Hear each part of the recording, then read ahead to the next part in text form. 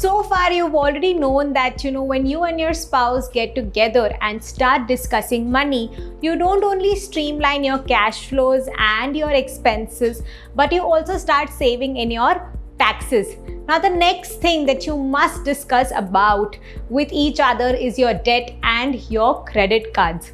Yes, a lot of times couples don't discuss about their debt history or their credit history, which could create a lot of conflicts between the two, and that could lead to conflicts in future. And in fact, a debt trap could put your entire financial plan in jeopardy. Like the other sessions, in this session as well, we are going to tell you some questions that you can ask each other to get the discussion going. So you may ask your spouse certain things like, do you have any outstanding loans such as education loan or home loan? And do you have any loans or debts for other people that you need to take care of? A lot of times, it could be possible that you have not taken a loan, but say your sibling or your parents have taken a loan and you are a guarantor to that loan.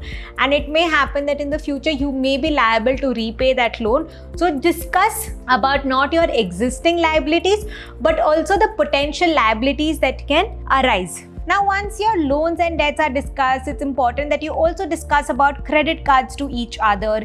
That, do you know what are the credit cards does your spouse have and what are the balances on their credit cards? Have you ever defaulted on your credit card? This was especially little tricky discussion to have, when I did this discussion with my spouse, because it also kind of reflects the attitude of the person, but that this is something that you both have to resolve together. So in case if either of you have a credit card debt, this session will help you to understand how to communicate that to each other and start working towards clearing it. And of course, talking to each other as to how do you use your credit cards, do you pay your bills on time, and are you making the most of your credit cards?